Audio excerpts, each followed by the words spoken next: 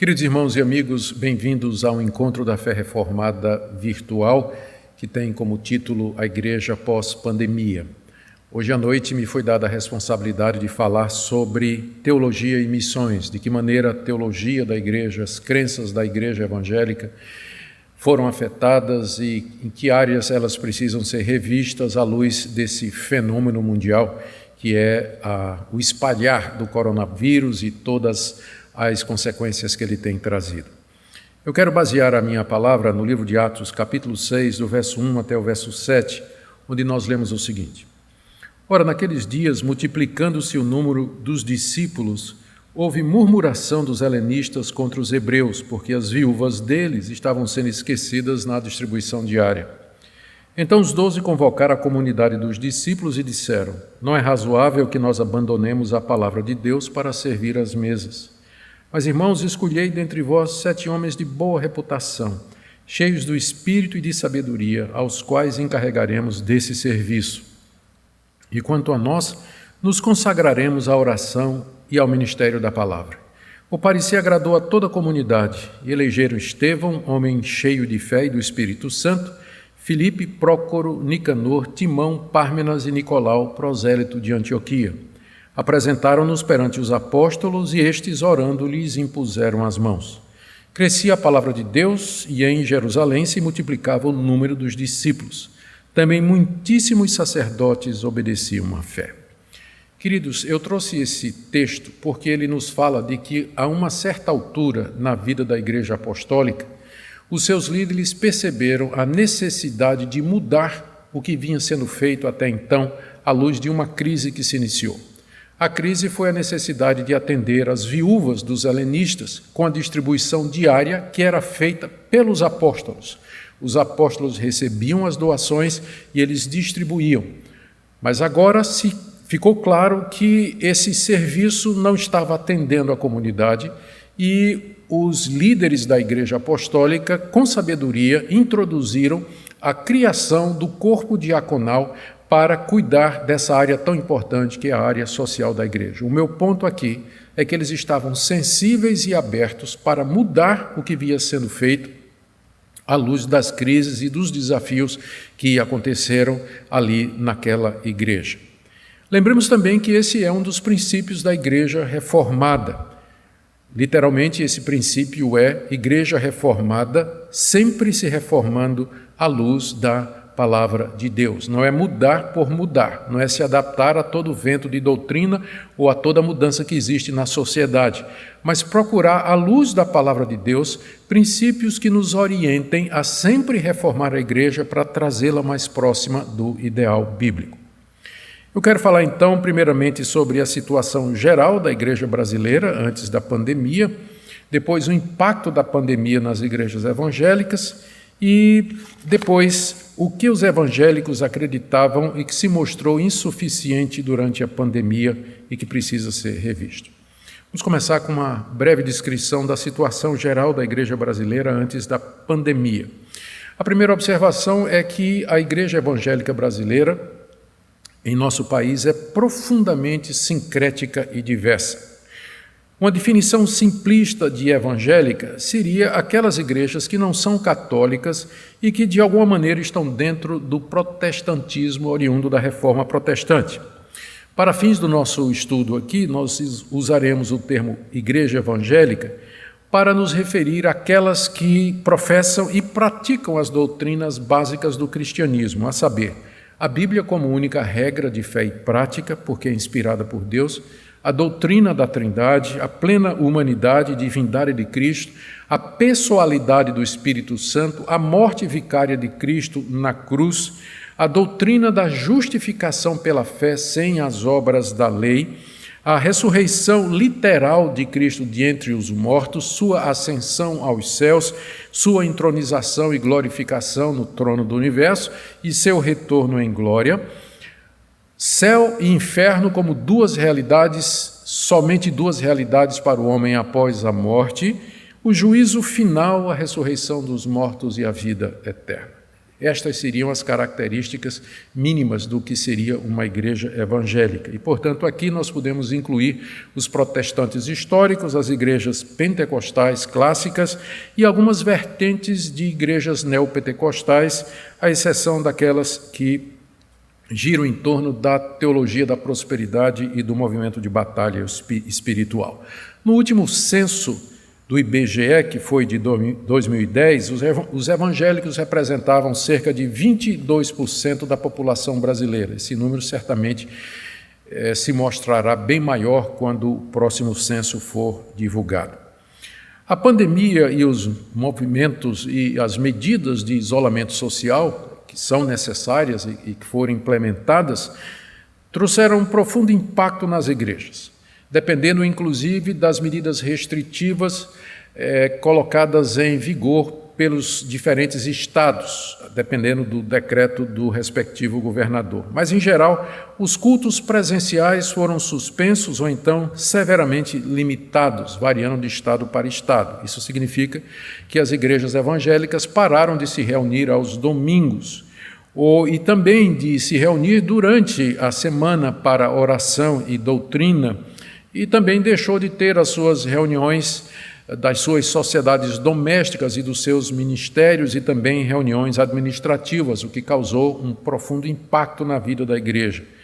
Também cessou a celebração da ceia e do batismo, que historicamente os protestantes acreditam que deve ser feita de maneira presencial e sob a orientação dos seus pastores. É claro que a ceia e o batismo eles não são vistos como necessários para a salvação, mas, entretanto, são meios de graça usados por Deus para confirmar os crentes na fé em Jesus Cristo. Muitas igrejas tentaram, como alternativa, oferecer ceia online e batismo online, mas são minoria. A grande maioria das igrejas evangélicas se vê privada da celebração destes meios de graça. Também, em terceiro lugar, o isolamento trouxe um impacto muito grande no recolhimento das ofertas das igrejas, uma vez que, na grande maioria delas, o sistema de recolhimento depende dos cultos presenciais, aos domingos.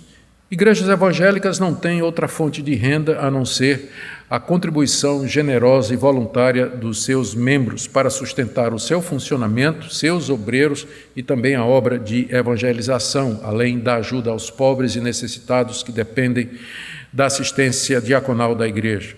Em quarto lugar, o andamento da obra missionária também foi profundamente impactado pelo isolamento social, com a suspensão das obras de construção de templos nos campos missionários, a redução do sustento dos missionários nesses campos e a dificuldade de se utilizar dos meios de comunicação para realizar suas atividades online pelo problema da inclusão digital, ou seja, há muita gente nos campos missionários que não tem acesso às mídias. O uso da internet, transmissões ao vivo de sermões e palestras, reuniões menores através de aplicativos de encontros, sistema de transferência bancária, serviram para minorar esses efeitos tremendos que vieram sobre as igrejas. Mas é consenso dos evangélicos de que esses meios virtuais eles são limitados e que é preciso que as igrejas voltem a se reunir como parte da sua própria razão e existência, assim que as medidas de isolamento foram levantadas, jamais ao arrepio da lei. Agora vamos para meu terceiro ponto, que é o que os evangélicos acreditavam e que ficou claro durante essa pandemia que precisa de alguma revisão.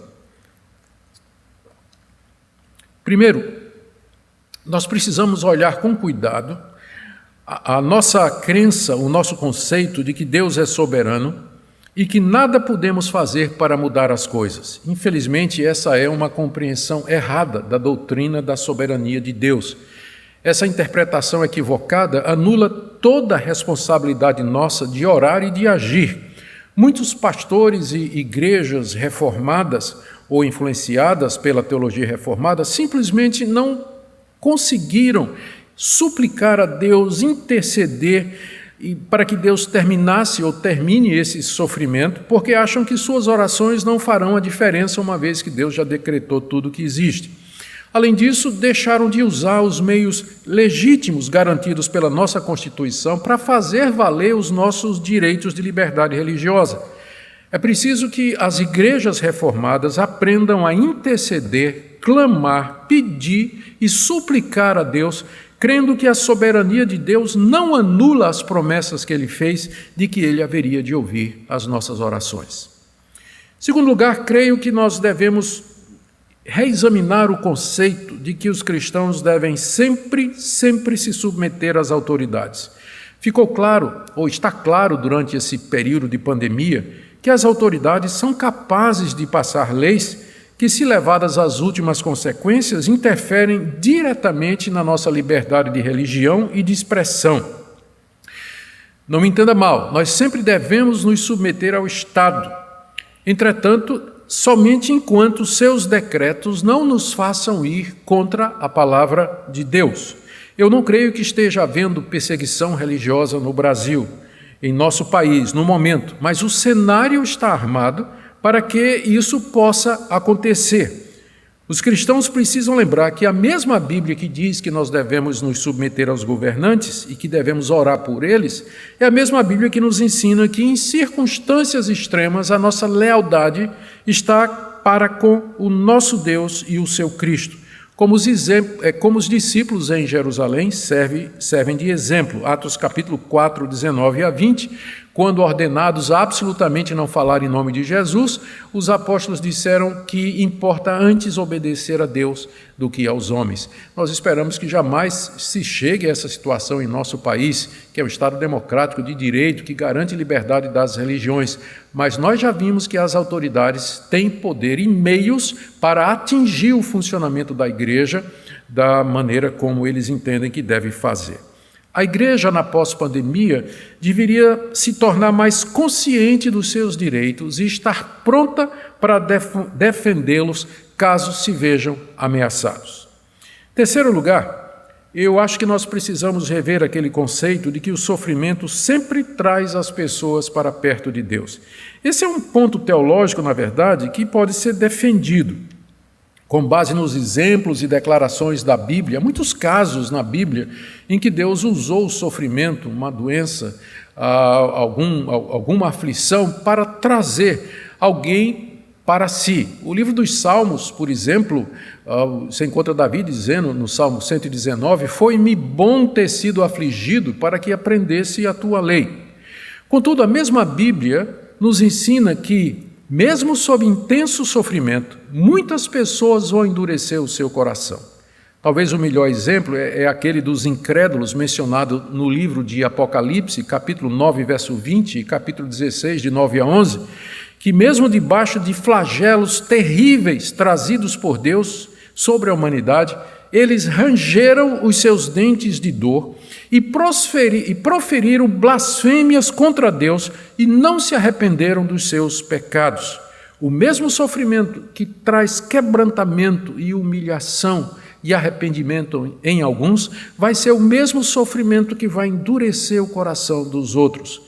A igreja pós-pandemia, portanto, ela deve refletir profundamente no papel do sofrimento na conversão de pecadores e no endurecimento deles, e orar para que Deus use o sofrimento para trazer pessoas a Ele, evitando ou quebrantando corações que têm a propensão de se endurecer e de se rebelar diante da aflição. Quarto princípio, quarta crença que acho que a igreja evangélica precisa repensar depois dessa pandemia, ou até mesmo agora durante ela, é que o mundo vai ficando gradativamente melhor, que a humanidade vai evoluindo cada vez mais e vai ficando mais aberta para Deus. Às vezes essa postura é chamada de pós-milenismo e tem defensores hábeis e competentes. Contudo, em épocas de guerras, de calamidades, geralmente o pós-milenismo, a visão otimista de mundo, perde adesões.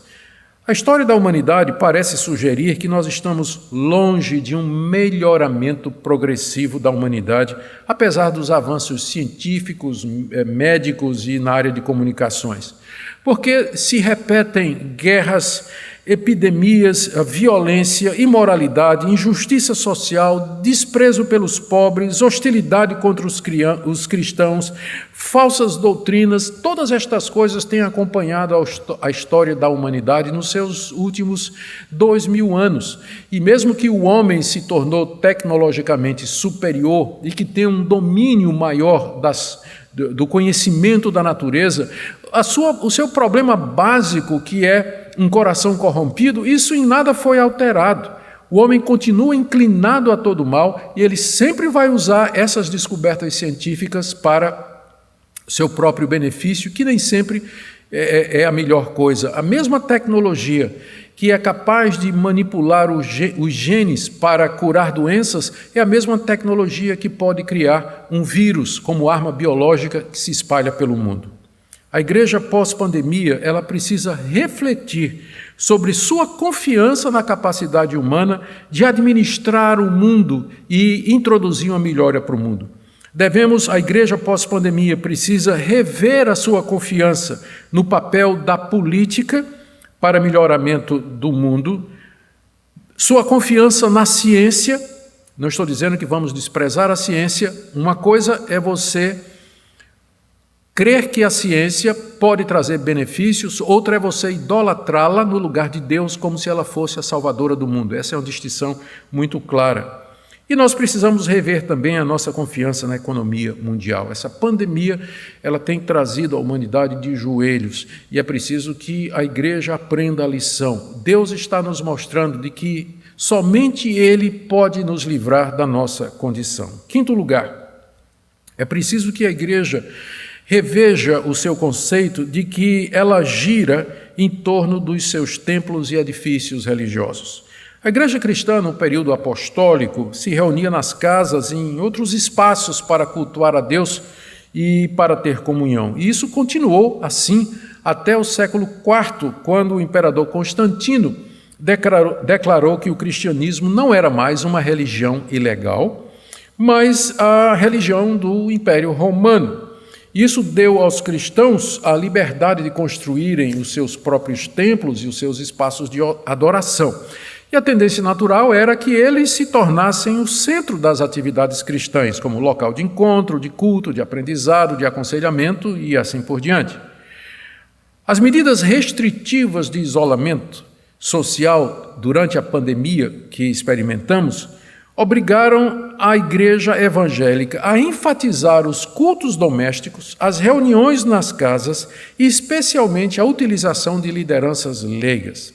A igreja pós-pandemia, ela deve refletir, entendo eu, sobre a necessidade de descentralizar as suas atividades, seus encontros e reuniões, usando para isso reuniões nos lares, cultos domésticos, pequenos grupos e muitas atividades online. Eu creio que essa é uma lição preciosa que nós precisamos aprender. O sexto ponto, a sexta crença que eu acho que a igreja da pós-pandemia deve avaliar é aquela de que a vida da igreja gira exclusivamente em torno de seus pastores. Não tenho a menor dúvida de que foi Deus quem colocou pastores e mestres na sua igreja para sua edificação, conforme está em Efésios capítulo 4, verso 10, onde nós temos a relação de 5 ministérios vitais para a vida da igreja e que Deus deu à igreja como meio de sua edificação, e os 2 últimos são pastores e mestres. Contudo, os que não são pastores e mestres também têm dons espirituais que podem ser usados a serviço da igreja. Os pastores são encarregados de pregar, ensinar, corrigir, liderar, confortar, aconselhar os membros das suas igrejas. Mas eles podem treinar pessoas que não são ordenadas, consagradas como pastores, para fazer esse tipo de atividade também. A dependência exclusiva dos pastores deixou a igreja despreparada para momentos como esses, quando então uma liderança leiga se fez necessária para que a igreja continuasse a existir e a exercer as suas atividades no período de isolamento social.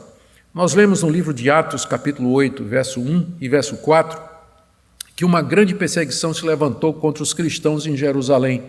E todos os cristãos, à exceção dos apóstolos que ficaram em Jerusalém, eles se espalharam pelo Império Romano. E diz o verso 4 que os que foram dispersos iam por toda parte pregando o Evangelho. Alguém já disse que a melhor maneira de mobilizar os não oficiais da igreja, mobilizar o povo da igreja para evangelizar, é prender os pastores, que então os irmãos sairão pelo mundo pregando o Evangelho, como aconteceu em Atos capítulo 8, versos 1 e 4.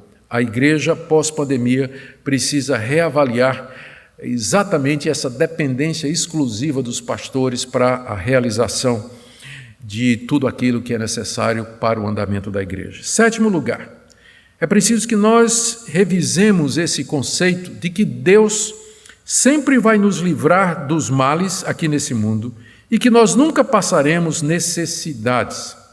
Muitos cristãos foram ensinados assim em suas igrejas. Eles aprenderam de que se fossem generosos, tivessem fé, Deus os livraria de todos os males. É verdade que o nosso Deus nos livra do mal, é verdade que Ele nos liberta de situações de sofrimento e de dor. Um exemplo disso são as dezenas de salmos de ações de graças e gratidão que nós encontramos no Saltério. Contudo, não é verdade que Deus sempre faz isso. Na própria Bíblia nós encontramos dezenas de exemplos. O exemplo de Jó, o exemplo de Paulo, o exemplo de João Batista. Eu queria ler aqui rapidamente para vocês, que meu tempo é curto, em Hebreus capítulo 11, quando se discorre sobre os heróis da fé, o que se diz a partir do verso 35 a respeito desses homens de fé do Antigo Testamento? Alguns foram torturados. Verso 36, outros passaram pela prova de escárnios e açoites, sim, de algemas e prisões, foram apedrejados, provados, cerrados pelo meio, mortos a fio de espada, andaram peregrinos, vestidos de pele de ovelha e de cabras, necessitados, afligidos, maltratados. Verso 38, errantes pelos desertos, pelos montes, pelas covas, pelos antros da terra. E eram homens de fé, homens de profunda confiança em Deus. Entretanto, Deus não os livrou de todos estes sofrimentos. Ou seja, não é verdade que Deus sempre nos livra do sofrimento, da dor, da doença, da aflição.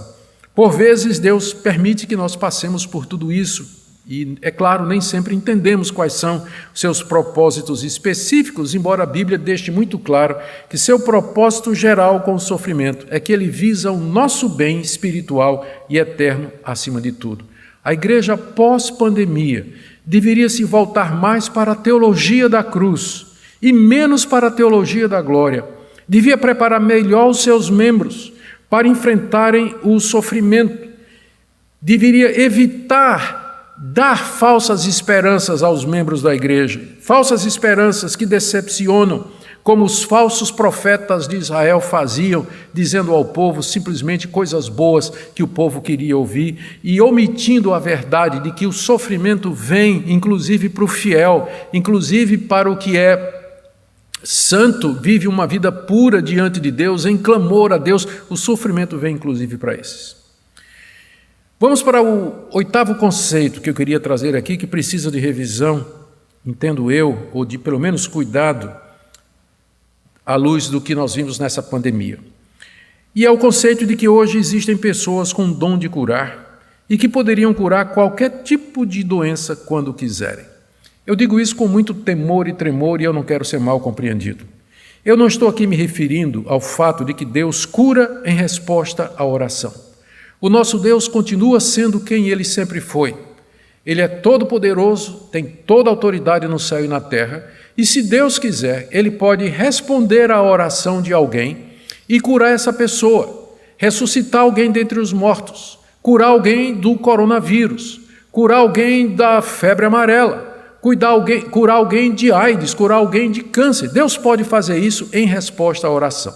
O que eu estou dizendo, eu me refiro à crença de que existem pessoas que têm o dom de curar, hoje, como os apóstolos, que curavam toda vez que exercitavam o dom e que tinham, inclusive, o poder de ressuscitar os mortos. É evidente que essas pessoas não apareceram durante o surto do coronavírus. E a ausência de pessoas assim, no momento em que a humanidade mais precisa deles, deve nos questionar e analisar objetivamente essa crença. Será que existem mesmo pessoas com dons de curar? Por que eles não nos ajudam nessa hora? Por que eles não se oferecem nessa hora? Mais uma vez, Deus pode nos atender. Nós devemos orar e pedir que Deus nos cure de nossas enfermidades e devemos pedir que Ele nos livre dessa epidemia, dessa pandemia, e devemos crer que Ele nos ouve. Mas é diferente isso de nós crermos que existem pessoas como os apóstolos que curavam sempre pela palavra todo tipo de doença. Por isso, eu acho que essa é uma das convicções muito comuns hoje que precisa ser revista depois dessa pandemia. Onde estão aqueles que têm o dom de curar? Por que é que não nos ajudaram nesse momento tão difícil? E nessa mesma linha, vou aqui para o 9º conceito que eu creio que precisa ser analisado, é de que hoje ainda temos profetas capazes de anunciar coisas futuras. Uma boa parcela da igreja acredita que existem hoje profetas que são capazes de predizer o futuro das pessoas ou de predizer eventos ainda por vir. Sem dúvida nenhuma, Deus levantou pessoas assim no período do Antigo Testamento e mesmo no período apostólico. O exemplo que é clássico é do profeta Ágabo, que profetizou com exatidão a chegada de uma fome na Judéia que ocorreu durante os dias do imperador Cláudio. Você pode ler a história em Atos capítulo 11, de 27 a 30. Teria sido de muito proveito para as igrejas se profetas tivessem predito a pandemia no final do ano passado, que eles predissessem, que eles antecipassem que esse grande tormento estava para se levantar sobre o mundo, porque assim como aquelas igrejas lá da Judéia se prepararam para isso, levantando ofertas, nós também nos preparássemos para enfrentar o que está, ou que veio, que chegou de repente, sem aviso dos profetas, pegou a todo mundo de surpresa. A falta de profecia anunciando a chegada da pandemia, inclusive, desacredita profetas que ficam profetizando o fim dela. Porque se não antecipou a sua chegada, como pode saber da sua saída? A igreja pós-pandemia deveria ser mais rigorosa para com aqueles que se apresentam como profetas de Deus, anunciando coisas futuras, e deveriam aplicar os 2 testes do profeta que nós temos na Bíblia. Primeiro, profetas que profetizam e não acontecem, Deuteronômio 18, de 21 a 22, onde se diz lá claramente que esse profeta não é de Deus. Ou ele profetiza, acontece, mas aí ele ensina uma falsa doutrina. Esse também não é de Deus. Deuteronômio 13, de 1 a 3. Nós precisamos aprender a ser mais rigorosos, não ser ingênuos, mas testar os espíritos se eles procedem de Deus. Em 10º lugar, o conceito de que a Igreja de Cristo pode existir e desenvolver suas atividades no mundo exclusivamente virtual. Pela graça de Deus, os recursos tecnológicos têm permitido que muita coisa seja feita pelas igrejas durante o isolamento social. Transmissão de pregações, devocionais para grupos de família, encontros com aplicativo de encontros, congressos online como esse, por exemplo. Contudo, tem ficado claro que esses recursos, por mais eficazes que sejam, eles não substituem o reunir-se presencialmente, nem a celebração dos sacramentos e das ordenanças. A igreja pós-pandemia precisa reafirmar e valorizar os seus encontros, seus cultos, quer nos templos, quer nas casas, onde for, e a celebração dos seus símbolos de fé, o batismo e a ceia.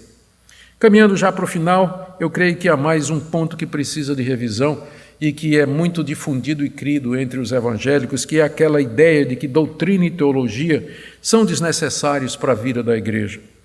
O descaso e o desprezo por teologia e doutrina é muito forte no meio evangélico brasileiro. Geralmente o pessoal usa aquela passagem de 2 aos Coríntios, a letra mata, mas o espírito vivifica.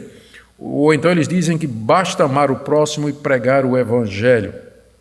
De fato, sempre existe o risco de nos tornarmos religiosos, hipócritas, incoerentes por falar uma coisa e não fazer. Mas nós precisamos de respostas para as questões da vida. Nós precisamos de respostas que os crentes estão Perguntas que os crentes estão fazendo durante essa pandemia. Por exemplo, essa pandemia vem de Deus? Por que Deus não ouve nossas orações e leva tudo isso embora? Quais são os propósitos de Deus com essa pandemia? O que é a igreja? O que ela precisa minimamente para poder existir? Quais são os limites da minha obediência ao Estado? São perguntas que são levantadas pelos membros das nossas igrejas e para as quais pastores despreparados não têm uma resposta. A igreja pós-pandemia deveria refletir sobre a necessidade imperiosa de preparar os seus líderes, de treinar os seus obreiros, de doutrinar os seus membros na boa teologia, que nunca foi inimiga da espiritualidade, da plenitude do Espírito e do poder de Deus. Preparar a sua igreja e manter o equilíbrio necessário entre boa educação teológica e uma vida de piedade e oração. Caminho para o final. Concluo. A igreja de Cristo, ela vai permanecer até o fim, até a vinda do Senhor Jesus, conforme Ele prometeu que as portas do inferno não prevaleceriam contra ela. Nada vai poder erradicar a igreja da face da terra, muito embora ela enfrente sofrimentos, provações, dificuldades e perseguições. Mas Deus a renova, Deus a fortalece, Deus a sustenta e Deus a protege dos inimigos. Por isso, oremos a Deus para que em nossa geração a igreja seja renovada, ela seja purificada através desses sofrimentos, que ela aprenda com tudo isso que ela está passando, que ela se reforme cada vez mais à luz da palavra de Deus. Que Deus assim permita e que Ele nos abençoe e nos guarde de todo mal, para que até a vinda do Senhor Jesus a igreja permaneça testemunhando da sua graça e da redenção que há na cruz. Que Deus nos abençoe. Muito obrigado pela sua participação.